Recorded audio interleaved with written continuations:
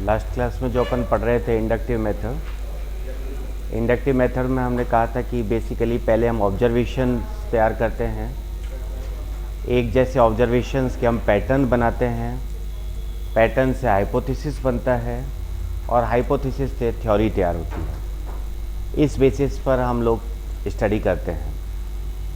कुछ एग्जांपल्स अपन ने लिए थे, जैसे डॉक्टर्स के एग्जांपल जो हैं, बेसिकली डॉक्टर्स क्या करते हैं, ऑब्जर्वेशन करते हैं, अलग अलग एक जैसे पैटर्न्स तैयार करते हैं कि एक जैसा इस तरीके का फीवर आ रहा है, मतलब कि एक्स बीमारी हो सकती है। उस पैटर्न से हाइपोथेसिस तैयार होता है, उससे कोई प्लान तैयार होता है, कुछ सोच तैयार होती है और उससे बन के थ्योरी बनती है। ये अपन लास्ट क्लास में पढ़ रहे थे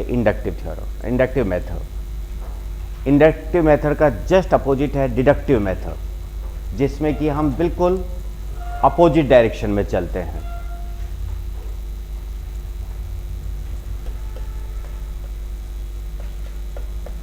deductive method just opposite direction. ये जो थ्योरी है, पहले हम थ्योरी तैयार करते हैं, थ्योरी से हाइपोथेसिस तैयार होता है, हाइपोथेसिस के साथ में फिर पैटर्न देखते हैं और उसके बाद ऑब्जर्व करते हैं। एक बार आपने थ्योरी तैयार हो गई, इंडक्टिव मेथड से एक बार थ्योरी तैयार हो गई, अब नेक्स्ट लोगों को जो आप पढ़ाएंगे उसको क्या पढ़ाएंगे, थ्योरी है, इस पर हाइपोथेसिस के हिसाब से पैटर्न्स को देखा और पैटर्न्स के हिसाब से ऑब्जर्व किया। तो जस्ट आपका जो इंडक्टिव मेथड है, इंडक्टिव मेथड का जस्ट अपोजिट है डिडक्टिव मेथड, जहाँ पर कि पहले आप थ्योरी तैयार करते हैं, आपने एक पैटर्न बनाकर, आप मान के चलें शुरू में एग्जाम्पल अगर अपन ले कोविड वाला, शुरू में क्या हुआ, एक जैसे केसेज को ऑब्जर्व किया गया, पैटर्न तैयार किया गया, इस तरीके का पैटर्न है तो ये चीज़ होगी, हाइपोथेसिस तैयार किया और उसकी थ्योरी बन गई। अब आने वाले केसेज के लिए क्या, उस थ्योरी को सबको बताया गया, उससे हाइपोथेसिस तैयार हुआ, फिर पैटर्न्स देखे गए उसी हाइपोथेसिस और थ्योरी के हिसाब से, और फिर जाकर क्या निकल के आया, अपना ऑब्जर्वेशंस हमने किए। तो जस्ट इंडक्टिव का अपोजिट मेथड है आपका डिडक्टिव मेथड। ठीक है, चलिए कुछ लाइंस अगर आप लिखना चाहें लिख लेते हैं अपन। Also called direct instruction method, क्योंकि यहां पर सब कुछ अपना तैयार हो चुका है। Direct instruction method, right? The teacher presents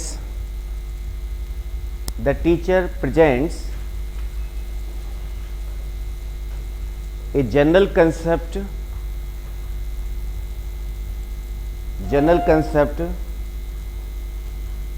by defining it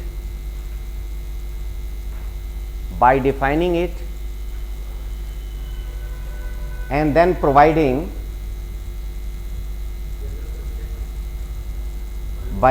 first defining by first defining it and then providing examples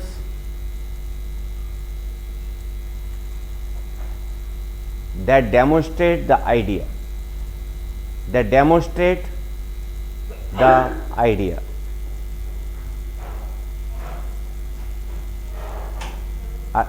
The idea. अध्यापक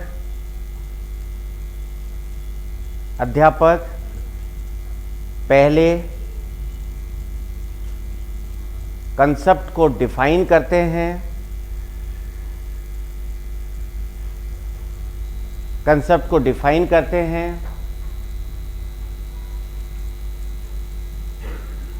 और फिर उदाहरण के साथ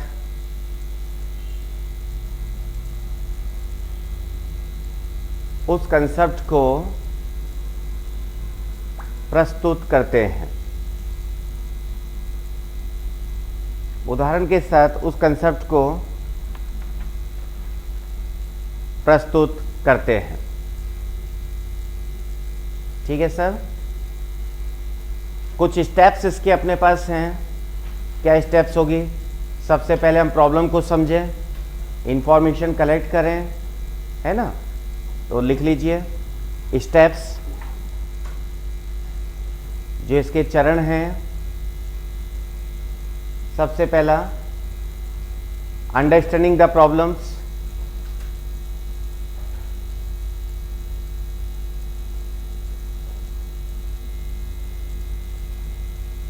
प्रॉब्लम को समझना, समस्या को समझना। दूसरा कलेक्टिंग इंफॉर्मेशन, सूचना को एकत्रित करना। कलेक्टिंग इंफॉर्मेशन, सूचना को एकत्रित करना। तीसरा रिव्यूइंग, पुनर्विचार करना।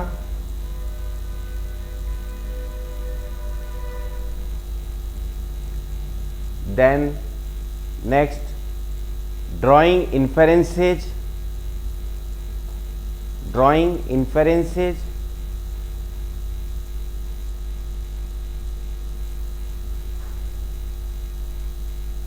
इन्फेरेंसेज को क्या कहेंगे अपन? एक तरह से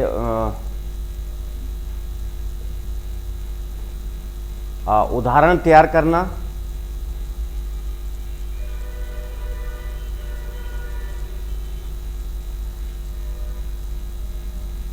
एंड लास्ट इज वेरिफिकेशन,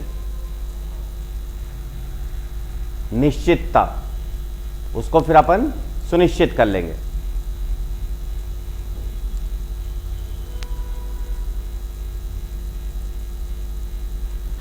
ठीक है सर, मोटे तौर पर अगर अपन आइडिया देखें तो डिडक्टिव मेथड में क्या है कि भाई उन सारे स्टेप्स को चलते हुए थ्योरी तैयार है, उस थ्योरी को लेके अध्यापक को उसको पढ़ाना है। पढ़ाने के बाद उस थ्योरी को, चूँकि प्रैक्टिकल कोई सब्जेक्ट अगर है तो उसको एग्जाम्पल्स के तौर पे नीचे समझाना है कि भाई ये एग्जाम्पल्स हैं, वहाँ पर उन एग्जाम्पल्स को अप्लाई करना है अलग अलग पैटर्न्स के ऊपर और फिर ऑब्जर्व करना है। ओके, कुछ अगर मेरिट्स की बात करें, सबसे पहला फास्ट एंड इकोनॉमिक,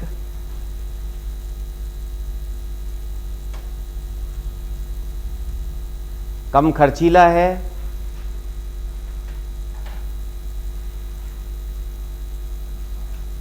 एवं जल्दी होता है,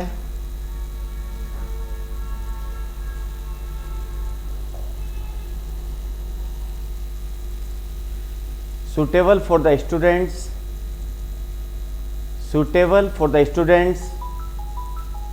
who can't prove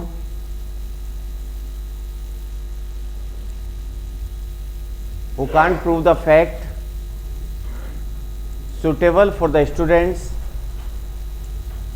who can't prove the fact by themselves, suitable for the students who can't prove the facts by themselves, उन स्टूडेंट्स के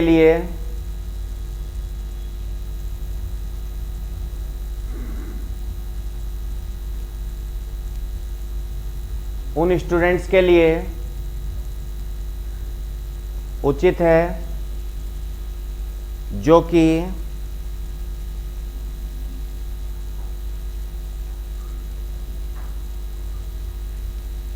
खुद तथ्यों तक नहीं पहुंच सकते,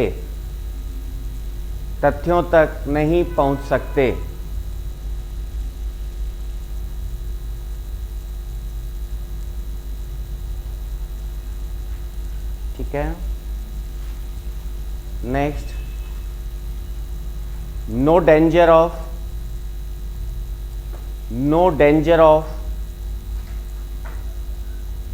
wrong or incomplete results,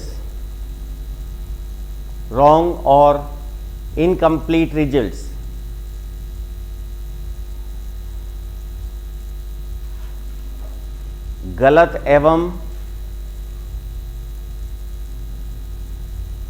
एवं अपूर्ण परिणामों का कोई खतरा नहीं। देखिए, अगर इंडक्टिव थ्योरम, इंडक्टिव मेथड अगर आप देख रहे थे तो वहां तो रिजल्ट आप निकाल रहे थे। जब आप रिजल्ट निकाल रहे हैं तो हो सकता है गलती हो जाए। यहां तो रिजल्ट आपका निकला हुआ है तो कोई गलती होने के चांसेस नहीं है, क्योंकि सारी चीज आपकी तैयार हो चुकी है। पहले इंडक्टिव मेथड से आप थ्योरम बना चुके हैं, थ्योरी बना चुके हैं। अब उस थ्योरी से आप नीचे ऑब्जर्वेशन तक जा रहे हैं, ठीक है। इसकी डीमेरिट्स ले लीजिए।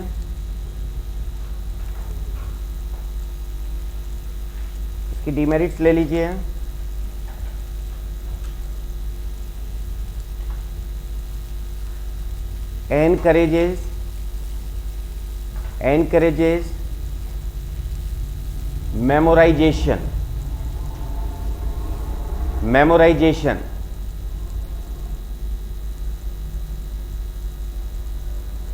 याद करने की प्रवृत्ति को बढ़ावा देता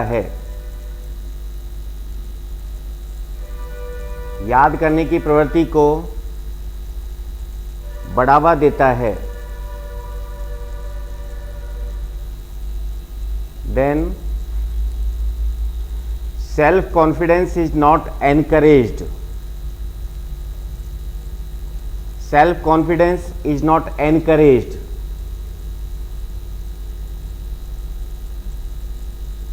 आत्मविश्वास को प्रोत्साहन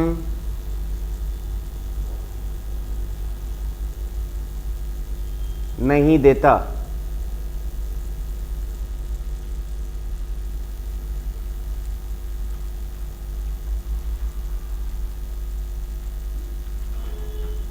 ठीक है सर। इसके बाद अपने पास कुछ एडवांस लर्निंग मेथड्स आते हैं।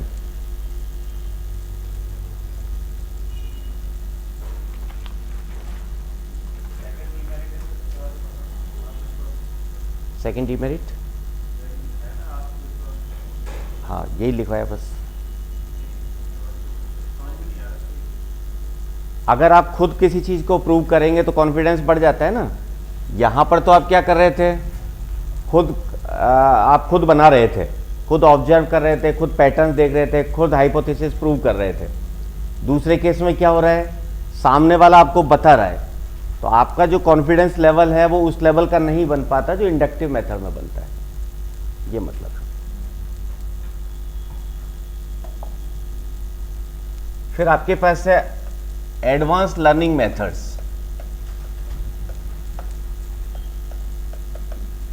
एडवांस लर्निंग मेथड्स में बेसिकली 3 मेथड्स की आप आजकल बात करते हैं। डिडक्टिव बताए थे, इंडक्टिव हम लास्ट क्लास में पढ़ चुके थे। डिडक्टिव में हमने ये बात की कि इंडक्टिव का जस्ट अपोजिट है, इसलिए अपन ने पहले इंडक्टिव की बात की और फिर हमने उससे डिडक्टिव की बात की कि जब हम इंडक्टिव जो बात काम करते हैं ना उसका just opposite deductive method.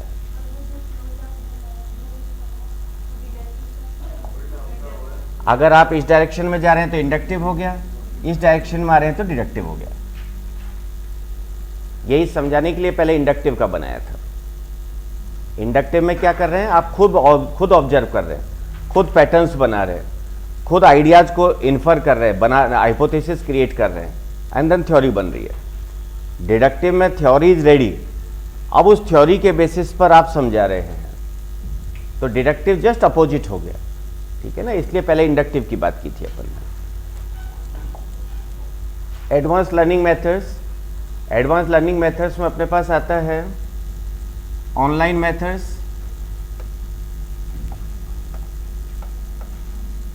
Online learning,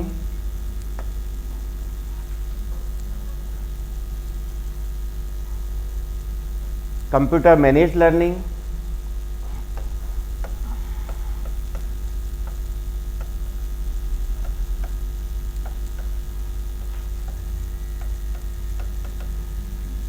and computer instructed learning।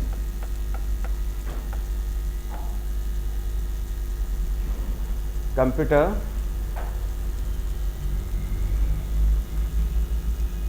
assisted instructions।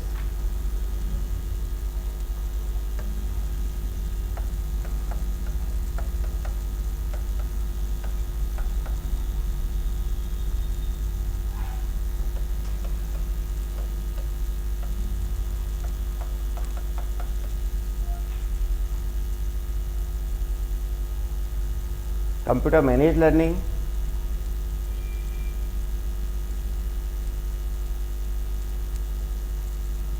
Computer assisted instructions and online learning.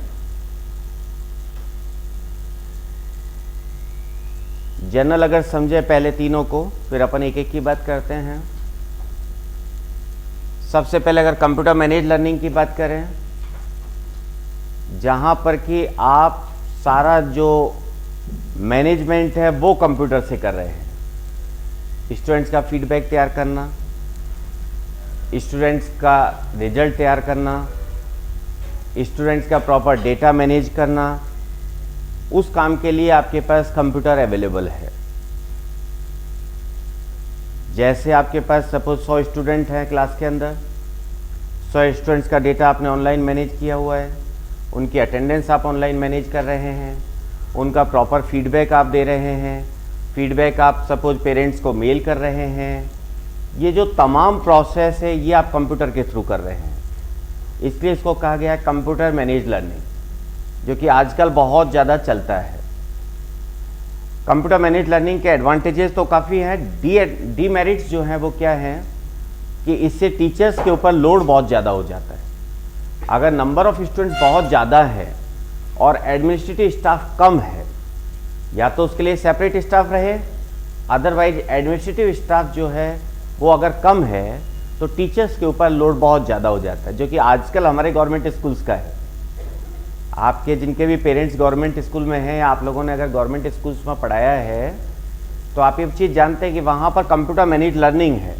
Her cheese computer में एंटर तो होती है, लेकिन वो टीचर्स को बहुत ज़्यादा ओवरलोडेड करता है, इतना ओवरलोडेड करता है कि उनकी टीचिंग अफेक्ट करती है। कंप्यूटर असिस्टेड इंस्ट्रक्शन से मतलब है कि जो भी इंस्ट्रक्शंस आप दे रहे हैं, ऑडियो वीडियो से आप समझा रहे हैं, आप पीपीटी से समझा रहे हैं, वो सारा आता है कंप्यूटर असिस्टेड लर्निंग के अंदर, इंस्ट्रक्शंस के अंदर। और ऑनलाइन लर्निंग तो हम सबको पता है, जो ऑनलाइन अपन टीचिंग कर रहे हैं, ये तीनों का ये अलग अलग मतलब है। अगर हम तीनों को कंबाइंडली देखना चाहें, आजकल तीनों कंबाइंड हैं। आज के सिनारियों में पिछले 1-2 साल में तीनों चीज़ों को कंबाइंड कर दिया गया है, लेकिन कंसेप्चुअली तीनों अलग अलग हैं। कंसेप्चुअली ऑनलाइन लर्निंग एक अलग कंसेप्ट है, जिसमें आप ऑनलाइन टीचिंग कर रहे हैं या आप रिकॉर्डेड लेक्चर दे रहे हैं, वो ऑनलाइन लर्निंग का पार्ट है। लेकिन अगर आप मैनेजमेंट ऑनलाइन कर रहे हैं, मैनेजमेंट अगर आप किसी सॉफ्टवेयर के थ्रू कर रहे हैं, वो आपका कंप्यूटर मैनेज लर्निंग के अंदर आएगा। और अगर आप वीडियोज वगैरह दिखा रहे हैं, क्लास के अंदर आप पिक्चर दिखा रहे हैं, क्लास के अंदर आप ऑडियो दिखाकर बच्चों को समझा रहे हैं, वीडियो दिखाकर समझा रहे हैं, वो कंप्यूटर असिस्टेड इंस्ट्रक्शंस के अंदर आएगा। आज के सिनारियों में कोविड के बाद से पिछले 1.5-2 साल के अंदर इन तीनों को बिल्कुल मर्ज कर दिया गया है। ये तीनों आपका एक ही चीज़ हो गई है, एडवांस लर्निंग टेक्निक हो गई है। इससे पहले तक या कंसेप्चुअली हम कहें ये तीनों अलग अलग हैं, ठीक है। मुझे लगता है कंसेप्चुअली तो आपको क्लियर है, राइट। लिख लें, थोड़ा सा लिख लीजिए। Computer manage learning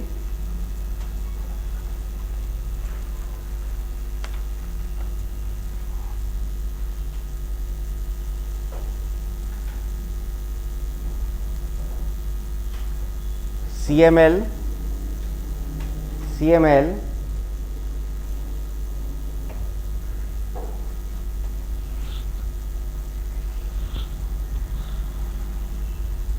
is an electronic learning management system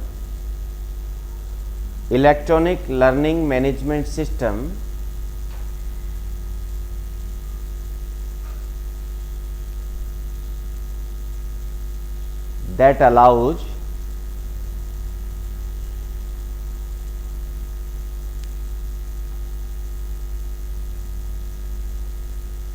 data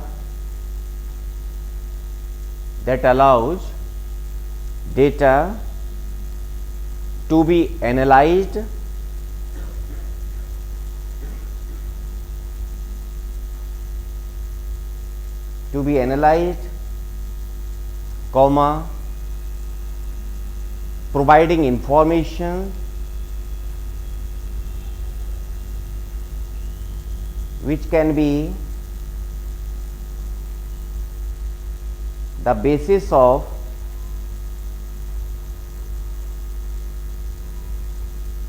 educational decisions।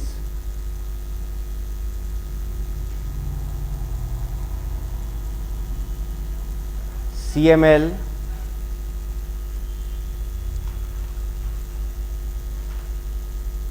एक कंप्यूटर आधारित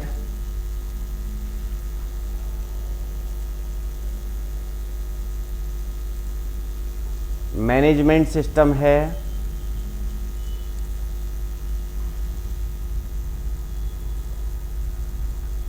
जिसके द्वारा कि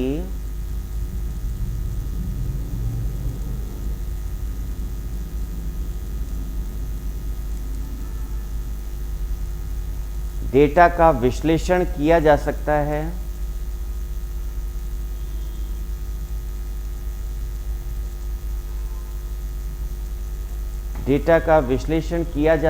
है, एवं यह शैक्षणिक फैसले लेने के लिए सहायक होता है,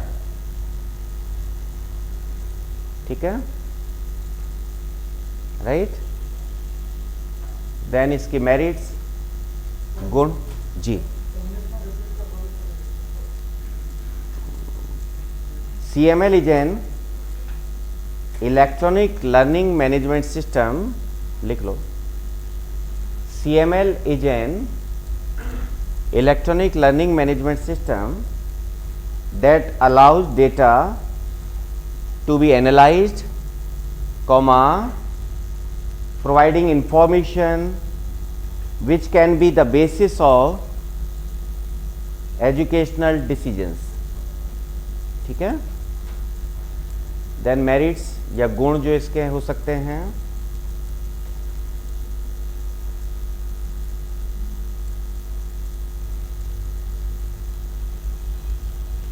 it assesses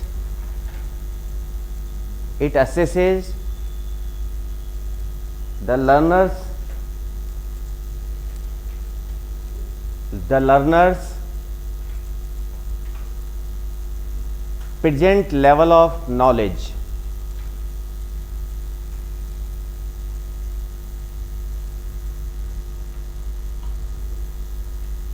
It assesses the learner's present level of knowledge. इसके द्वारा छात्रों के वर्तमान ज्ञान के स्तर को मापा जा सकता है।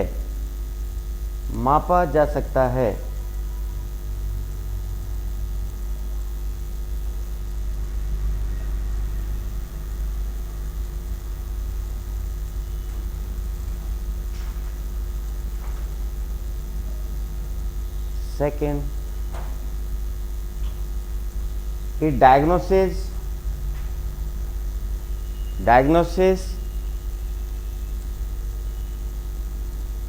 weakness or gap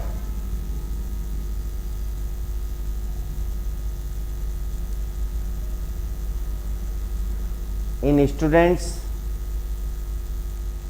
learning. इसके द्वारा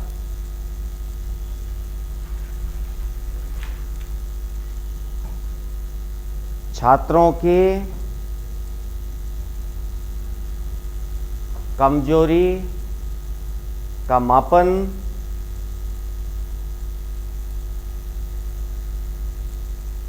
किया जा सकता है।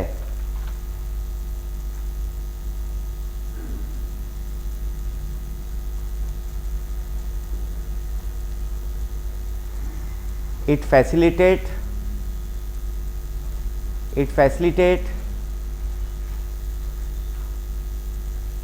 quality control of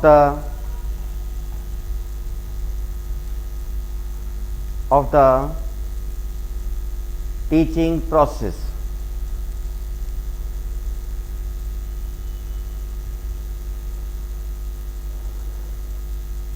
इसके द्वारा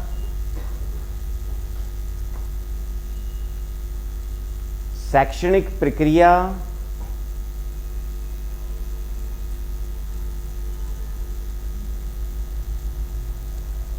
में गुणवत्ता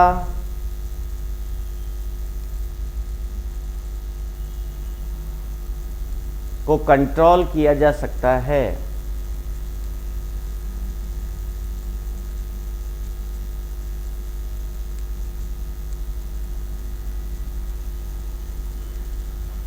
ठीक है sir. Then computer assisted instructions की बात कर लें। डीमेरिट्स लिख लो।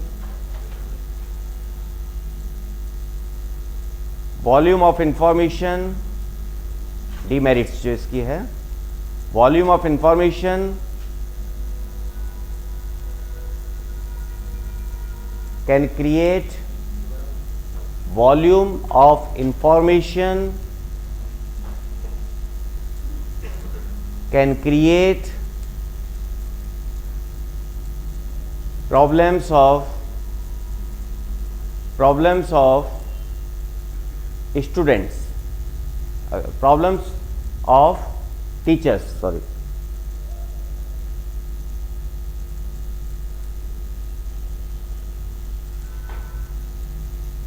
सूचना की अधिकता,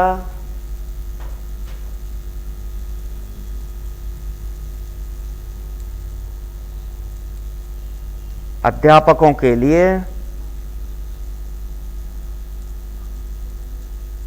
समस्या बन सकती है।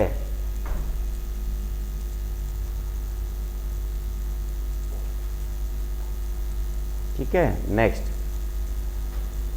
Need proper training to educators, teachers, proper training to teachers, need proper training to teachers.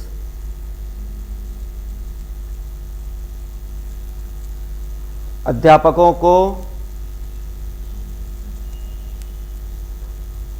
उचित प्रशिक्षण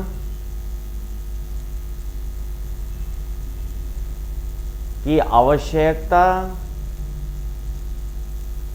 होती है।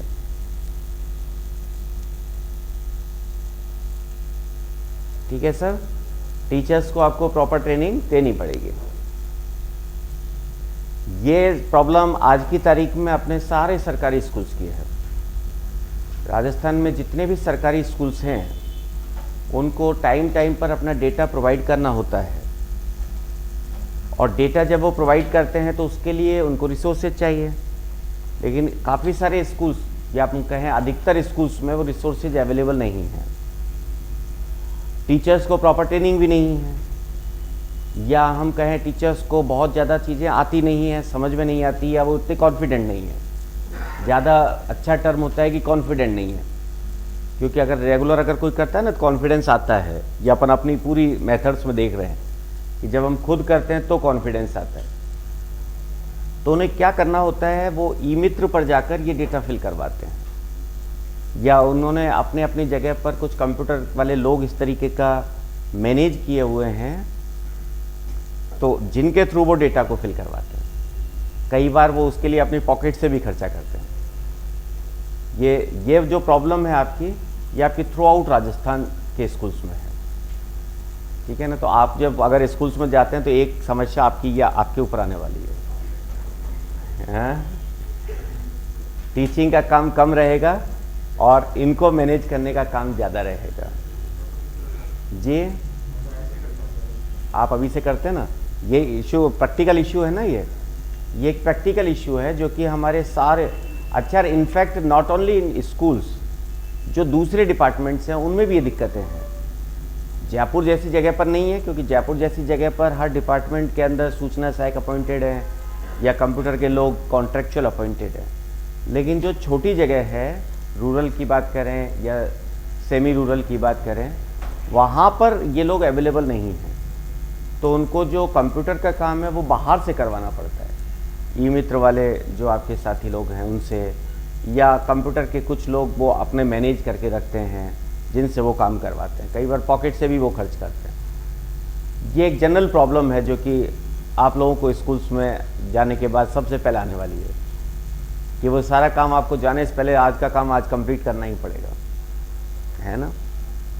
चलिए, तो क्लास कम लेनी है, ये काम ज़्यादा करना है।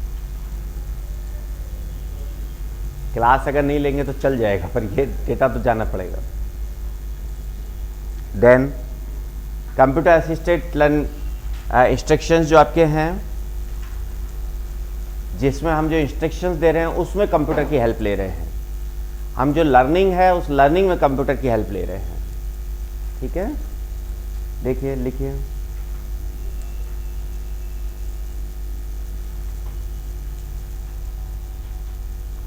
CAI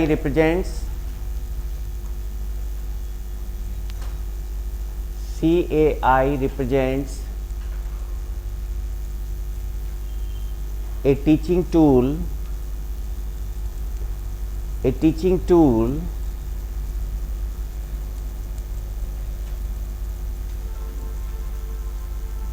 that involves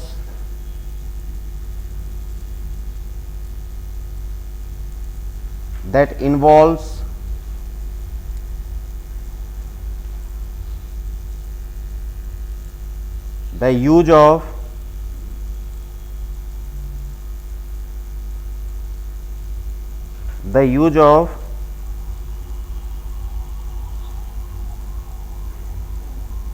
a computer program, use of a computer program or programs, a computer program or programs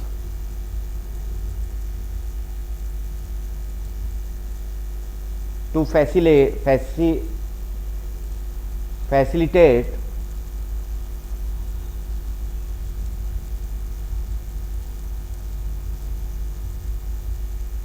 the education of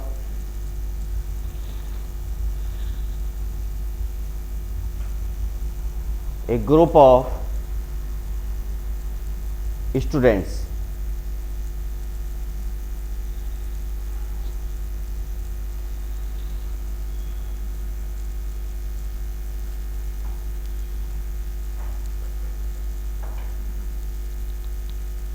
CAI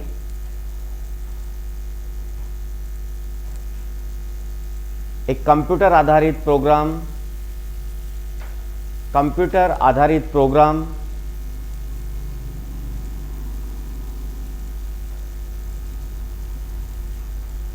या प्रोग्रामों का समूह है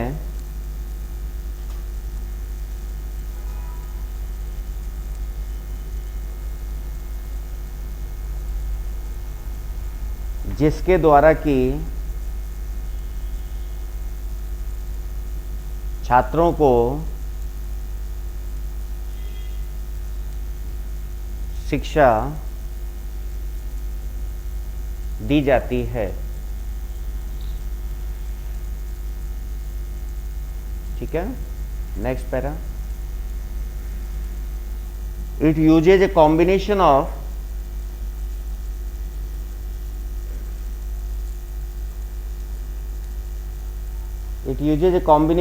text, graphics,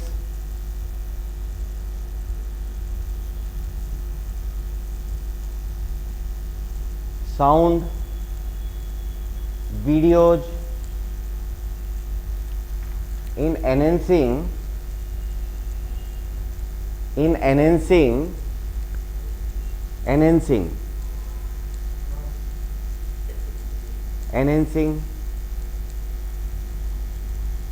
the learning process.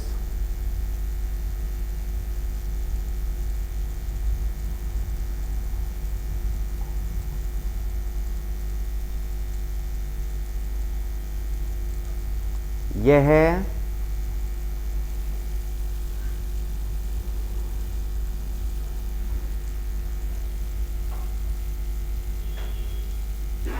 सीखने की प्रक्रिया में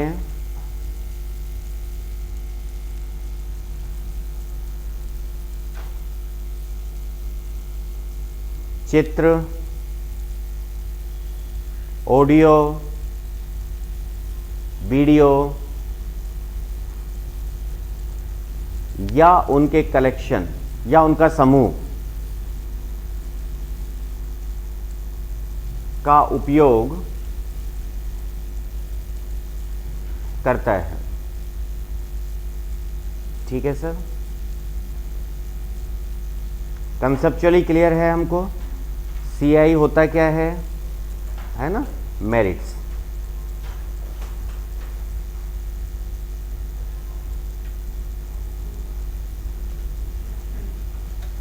मेरिट्स के अंदर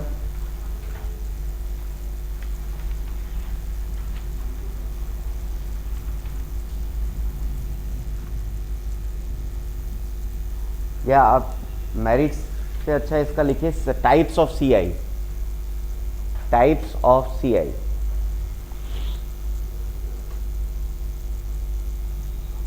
ट्यूटोरियल्स। CI में क्या क्या हो सकता है? ट्यूटोरियल्स हो सकते हैं,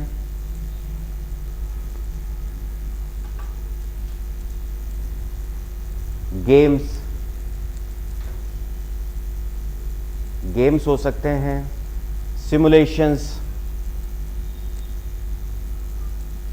सिमुलेशंस हो सकते हैं, डिस्कवरी,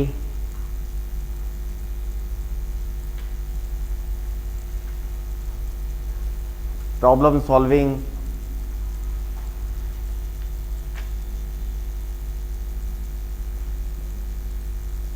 ठीक है ना। ये अलग अलग तरीके के आपके टाइप्स हो सकते हैं CI के, right. Then online learning.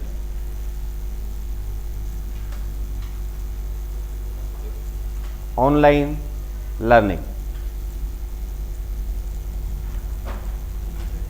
Online learning क्या है ये हम सबको पता है, इसमें ज़बरदस्ती अपने को थ्योरी लिखने की आवश्यकता नहीं है ना। ऑनलाइन जो भी अपन स्टडी करते हैं, जो अपने वीडियो लेक्चर्स हैं, ऑनलाइन क्लासरूम्स हैं, वही आपकी ऑनलाइन लर्निंग है, राइट। इसके एडवांटेज लिख लीजिए, गुण लिख लीजिए सीधा।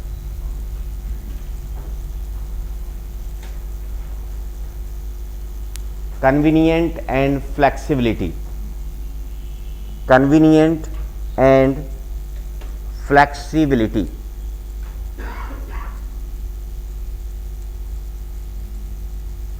सुगम एवं लचीली। आपकी मर्जी हो तब पढ़ लो, मर्जी हो तब देख लो, है ना।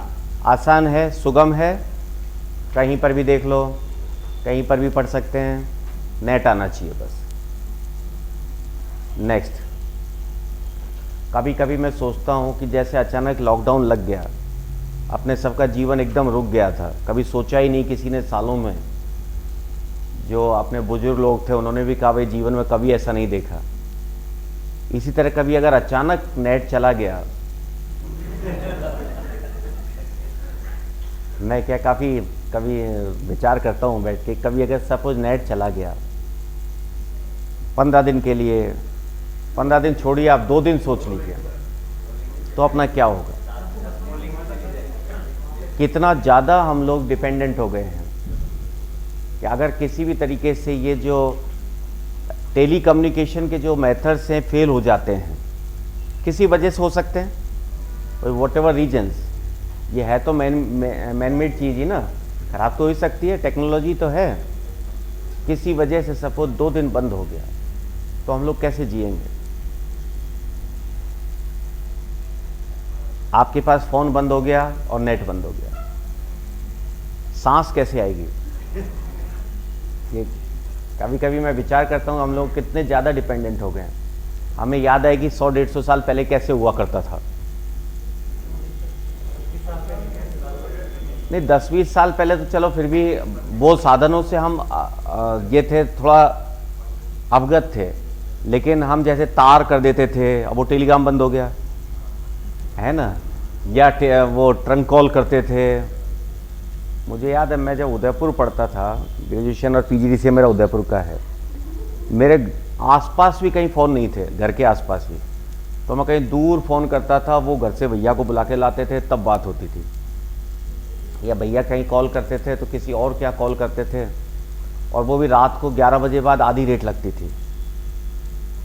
हैं, और अब क्या ज़माना आ गया।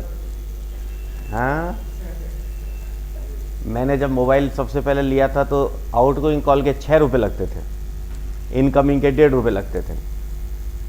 तो कहीं से अगर कॉल आता तो वो केवल मिस कॉल देते थे और भाग के एसटीडी पे जाके कॉल करते थे कि भाई इनकमिंग के 1.5 रुपये, और वो भी शायद 30 सेकंड या 1 मिनट का ऐसा कॉल था। अगर एसटीडी पे जाकर करते 3 मिनट का कॉल मिलता था। हम लोग अब इतना ज़्यादा आदी हो गए ना कि उसको सोच के देखिए कभी कि अगर नेट बंद हो गया, अकाल मृत्यु। जी हाँ हाँ, लेकिन जैसे और दूसरी सेवाएं सर्विसेज चालू थी, जैसे मोबाइल चालू थे, नेट भी शायद मोबाइल नेटवर्क वगैरह बंद थे, लेकिन लीज लाइन वगैरह चालू थी।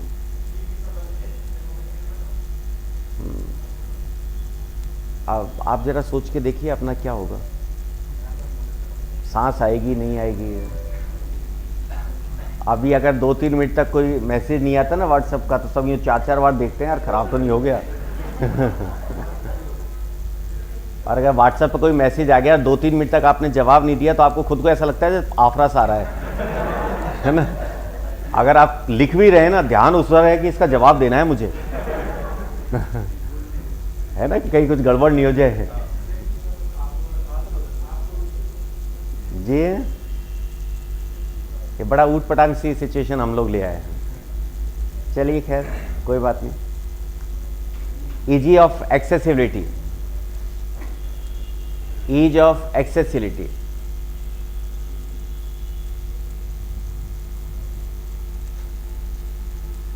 पहुंच में आसानी,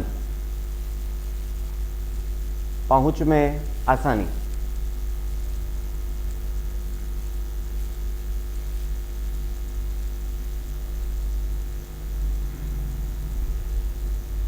variety of options, variety of options. कभी ऑनलाइन आप यूट्यूब पे कुछ पढ़ रहे हैं, अगर ये मास्टर की शक्ल ढंग की नहीं है, दूसरा मास्टर है ना, वैरायटी ऑफ ऑप्शंस।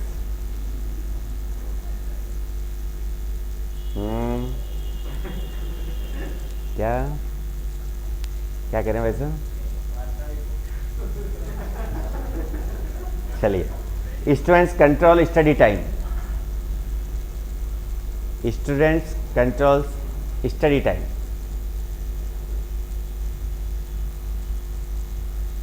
पढ़ाई के समय पर छात्र का नियंत्रण होता है। ज़्यादा पकाऊ मास्टर है तो 2x पे देख लेंगे, है ना।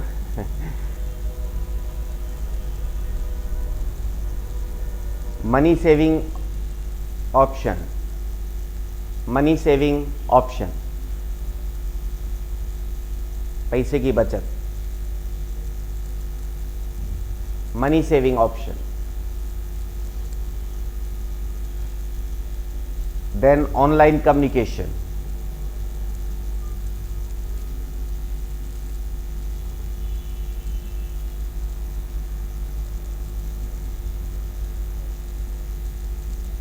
जो डिसएडवांटेज है वो क्या है? सबसे पहला, no face to face meeting, no face to face meeting.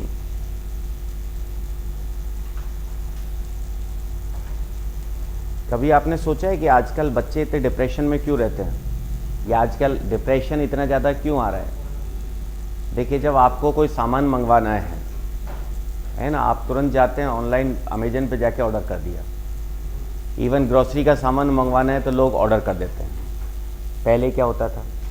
पहले आप पास वाली किसी दुकान पे जाते थे, वहाँ पर आप थोड़ी देर गपशप मारते थे, दो लोग पड़ोसी मिल जाते थे तो आप वहाँ से गपशप मारना चालू कर देते थे, इधर उधर की बातें कर लेते थे। इसके छोरे ने ये किया, इसकी छोरी ने ये किया, फालतू बातें करते रहते थे। तो उससे आपका क्या है कि थोड़ा एंटरटेनमेंट होता था, थोड़ा सा आपका मन लग जाता था। अब वो चीज़ें ख़त्म हो गई, तो फेस टू फेस मीटिंग आपकी ख़त्म हो गई। बच्चों में अभी अगर आप इन दिनों में पिछले 2 साल में देखें तो जो अपने किड्स हैं उनका जो मेंटल स्टेटस है वो काफ़ी डिफरेंट हो गया है। आप देखेंगे कि उनमें काफ़ी चिड़चिड़ापन आ गया है। उसका रीज़न केवल ये है कि ना तो उनकी फिजिकल एक्टिविटीज़ होती हैं, ना वो स्कूल जाते हैं, है ना। स्कूल जाते हैं तो वो बच्चों से गपशप मारते हैं, बच्चों के साथ दौड़ते हैं, कूदते हैं, तो वो जो फेस टू फेस मीटिंग वाला जो कंसेप्ट है वो ख़त्म हो गया। ठीक है। Second, no traditional group projects, no traditional group project. Interpersonal skills खत्म हो गए इसके। No traditional group project.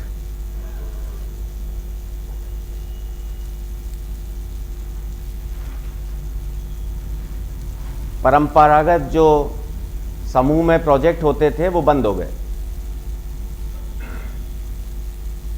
पहले 5 बच्चों को आपने कोई प्रोजेक्ट दे दिया, 10 बच्चों को कोई प्रोजेक्ट दे दिया, तो उनकी इंटरपर्सनल स्किल डेवलप होती थी।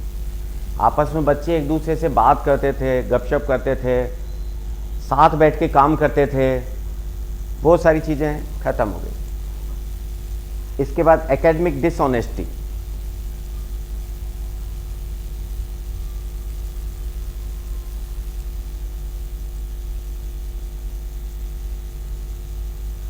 शैक्षणिक ईमानदारी खत्म हो गई। आपको क्या पढ़ाना है, कितना पढ़ाना है, वो सब आपका कंट्रोल से, अपने कंट्रोल से बाहर है, वो टीचर के ऊपर डिपेंडेंट हो गया। ठीक है। एंड एट लास्ट अपन बात कर सकते हैं स्पीड एंड मीडिएशन डिस्कशन। किसी भी तरीके का जो मध्यस्थता है, डिस्कशंस हैं, वो खत्म हो गया फिर सारे। Speed and mediation, discussion. ये सारी चीज़ें जो ऑनलाइन के एडवांटेज डिसएडवांटेज हैं, इनको आप बहुत अच्छी तरह से महसूस कर सकते हैं आप पिछले कुछ समय में। और अगर आपके घर में छोटे बच्चे हैं तो आप बहुत आसानी से इनको ऑब्जर्व कर सकते हैं। जो छोटे बच्चों के जो बिहेव में चेंजेज आया है वो काफ़ी तेज़ी से आया है पिछले 1-1.5 साल के अंदर, है ना। तो ऑनलाइन वाला जितना भी आपका मैटर है वो सारा आपका वहाँ से जाके कंट्रोल होता है।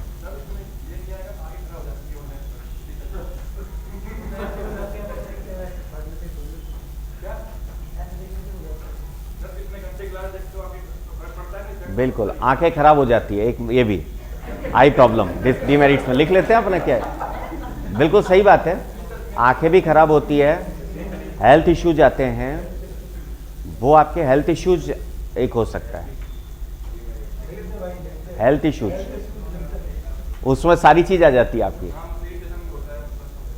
इरिटेशन होता है, आपका जो डिप्रेशन बढ़ता है, बहुत सारी चीज़ें हैं। एग्रीड। टाइम वेस्ट होता है।